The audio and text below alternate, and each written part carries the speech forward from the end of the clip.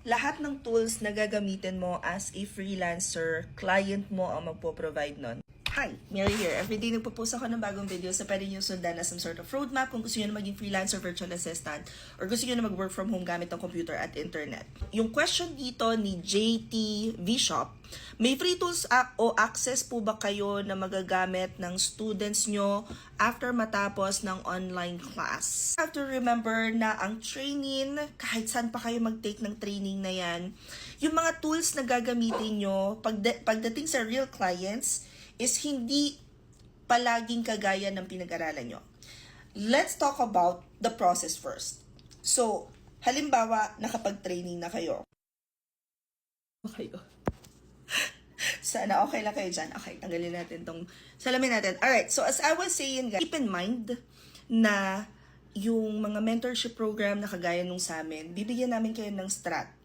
Pero pagdating sa tools, clients nyo magpo-provide nun at higit sa lahat, kahit na nag-training na kayo, meron pa rin kayong dadaanan na training with the client because sila yung may alam nung pinakang, the way that they run the business. Meron silang sariling paraan sa kung paano nilang gustong patakbuhin yung negosyo nila. Ibig sabihin, halimbawa, natuto kayo online or nag-take kayo ng training for running ads. Obviously, hindi naman yung ginamit mo na account sa training ang gagamitin mong account para mag-run ng ads ng client. Yung Google Ads nila yung gagamitin ninyo. Halimbawa, kayo naman ay magte-train for like appointment setting. Tuturuan kayong bumasa ng script, tuturuan kayo kung paano mag-navigate around certain systems. Pero, pag may client na kayo, may sarili pa rin silang dialer na ginagamit. At ititrain nila kayo doon. So, that being said, just to answer yung question na may free tools o access po ba kayo na magagamit ng student nyo after matapos ang online class? Guys, if may nag-o-offer na sasabihin may ino-offer silang free tools na magagamit ninyo after the class, that's probably just for practice as well.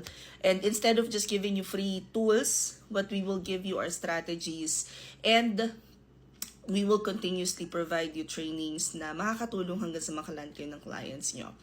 If you guys want to join any of our trainings, are linked in my bio. So, i-click nyo lang to. Pagka nag-error message again, copy and paste lang sa browser. Ganon din naman sa Instagram, nandito lang siya. Sa Facebook naman, i-check nyo lang sa captions. And sa YouTube naman, guys, nasa description box lang siya. I'm also on Threads. But if you wanna know where the kalat happens, nasa Twitter siya. Pag open nyo nung link sa bio ko, ganito yung itsura niya. Pag in-browse nyo lang ng konting-konti, makikita nyo